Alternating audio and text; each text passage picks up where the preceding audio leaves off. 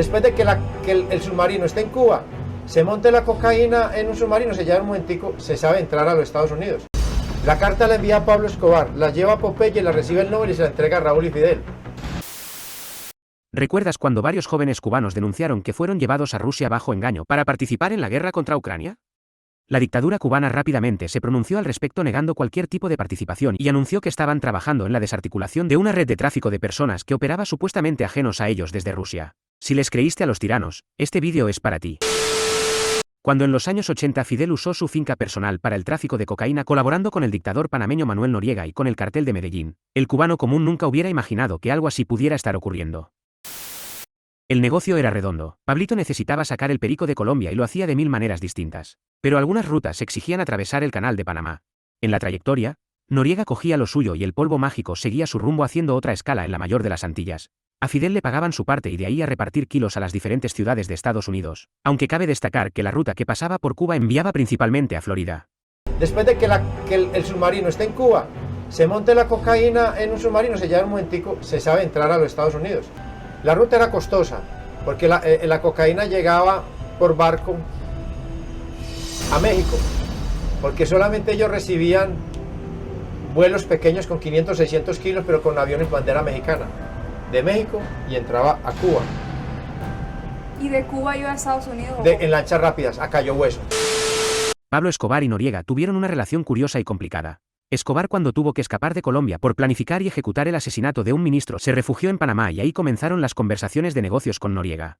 El cartel de Medellín vio en el avaricioso dictador un aliado y hasta le entregaron millones de dólares para montar laboratorios y operaciones de lavado de dinero en Panamá. Lo que Pablito no sospechaba es que Noriega era un activo de la CIA desde los tiempos de la Guerra Fría. Y en 1984 la DEA lo presionó para desmantelar un laboratorio hecho con dinero del cartel. Y lo hizo. Escobar, capo al fin, se molestó y hasta amenazó de muerte al temido dictador, pero por aquellos tiempos, incluso hombres de poder como Noriega no deseaban tener como enemigo al que popularizó la frase plata o plomo. Por eso devolvió parte del dinero. O yo le mato a usted el papá, la mamá, los tíos, a su esposa María, al niño Santiago, a la niña Pilar, mejor dicho, hasta a su abuelita. Y si su abuelita ya está muerta, yo se la desentierro y se la vuelvo a matar. Resulta que, según La Estrella de Panamá, el periódico más antiguo de ese país, quien intercedió entre el capo y el dictador facilitando una reconciliación fue otro dictador, el mismísimo Fidelito Piedratiesa. Le metió a Noriega un cocotazo revolucionario y me imagino que le dijo algo parecido a: los dictadores no discuten, los dictadores facturan. Escobar y Noriega hicieron negocios personalmente, hay varios testimonios que lo confirman, pero la historia fue distinta con el dictador cubano. Nunca existió una prueba de audio, foto o vídeo que vinculara al cartel de Medellín directamente con Fidel o Raúl Castro. Uno de los emisarios que yo vi llevar una carta, porque yo fui el que la entregué en el aeropuerto de México, es el Nobel de Literatura Gabriel García Márquez. La carta la envía a Pablo Escobar, la lleva a Popeye, la recibe el Nobel y se la entrega a Raúl y Fidel. El mayor de los hermanos era lo bastante inteligente como para saber que él nunca debía embarrarse personal ni públicamente sus manos ya embarradas con asuntos de narcotráfico. Para eso necesitaba un chivo expiatorio lo suficientemente leal y cercano como para confiarle el peso y la responsabilidad que requería tal empresa, y lo suficientemente seguro de sí mismo como para ser capaz de autoinmolarse en caso que todo explotara por los cielos. Tenían al hombre perfecto. El general Arnaldo Ochoa, que según ellos dicho de otra manera, desde hacía ya tiempo venía haciendo el trabajo sucio de los Castro, nada fuera de lo común. Solo tráfico de armas y venta de diamantes y marfil sacado de territorio angolano una década antes durante la guerra. Ochoa había probado su utilidad todo ese tiempo y parecía ser la mejor apuesta. Pero todo lo que empieza tiene su final, el business de la cocaína reventó. Ochoa cayó en desgracia y tuvo que asumir, según lo acordado, toda la culpa. El juicio de Ochoa fue televisado nacionalmente, y como rasgo común de la propaganda comunista, no fue en vivo ni transparente, fue editado y reeditado. El objetivo era poner a Ochoa como el enemigo público del cubano, un traidor a la revolución, un criminal que no merecía perdón y sobre el cual debía caer el peso de la ley con toda su fuerza. ¿Usted cree que usted pudiera algún día llegarse a sentir feliz como Pablo Escobar, sabiendo que está asesinando una buena parte de esta humanidad para enriquecerse y para hacer hoteles en Cuba? ¿Qué decía la carta? La carta se trataba la carta es llevada después de que ya había sido descubierto el narcotráfico por parte de los norteamericanos en Cuba. Y los cubanos juzgan un coronel o un general, al Ochoa, en Cuba, y arman un montón de cosas para cubrir a Fidel y a Raúl. Estoy seguro que cuando eso ocurrió, Muchísimas personas que vieron el juicio estuvieron de acuerdo con el fusilamiento. Porque así de efectiva es la propaganda. Te hace creer que tus ideas salieron de ti mismo. La mayoría de cubanos nunca sospecharon en aquel entonces, y muchos aún desconocen, que Fidel Castro y su hermano siempre fueron las cabezas de las operaciones de narcotráfico con el cartel de Medellín. El que dude de eso hoy en día es prueba viva de que para algunas personas el adoctrinamiento es para siempre. Porque todo lo que yo hago, mi jefe lo discute a máximo nivel.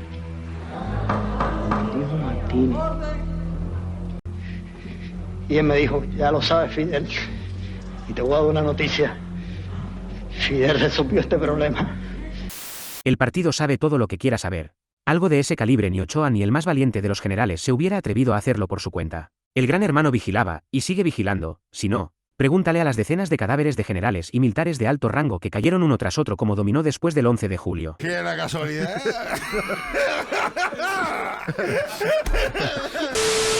Ochoa y sus hombres más cercanos fueron fusilados en julio del 89. En diciembre del mismo año Estados Unidos invadió Panamá, y después de bombardear algunos puntos estratégicos logró capturar vivo a Noriega y condenarlo en 1992. Vivió como prisionero el resto de su vida hasta que murió en 2017. A Pablo Escobar la muerte lo recibió en 1993, un día después de su cumpleaños, luego de ser baleado por el bloque de búsqueda. Piedra Tiesa fue autor de masacres, encarcelamientos injustos, sabotaje, terrorismo, crímenes de lesa humanidad, robo de propiedades, y un largo etcétera en su historial delictivo. Nunca fue condenado. Sus últimos días fueron merecidamente amargos. Porque al hombre alto y recto que los cubanos de los tiempos de furia revolucionaria veían como el gran líder invencible, el tiempo se encargó de convertirlo en una especie de gastada bestia inofensiva, vieja y encorvada que defecaba por el costado del abdomen.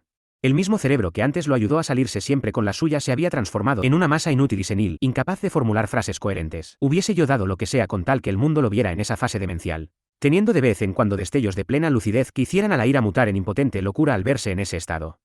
Bueno hubiera sido saber que era consciente de su decadencia, y como consecuencia su ego antes tan elevado se hubiera arrastrado por el suelo como un gusano al igual que su inservible y asqueroso cuerpo en caso que tuviera que usarlo por sí mismo sin una silla de ruedas.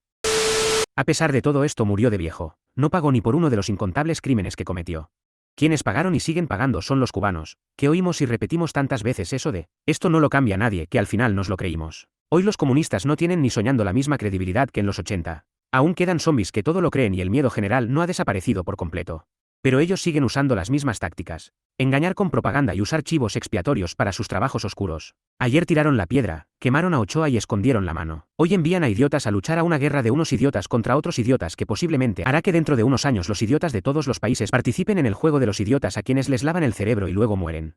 Juego creado por hombres inteligentes que nunca pisan el campo de los idiotas. Pero eso es otro tema del cual hablaremos en otro vídeo dando nuestra opinión impopular.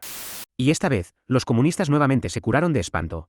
Dijeron que la idea de enviar personas a Rusia no fue suya. Una vez más, escondieron la mano, y por suerte hoy día no quedan tantos idiotas que les crean.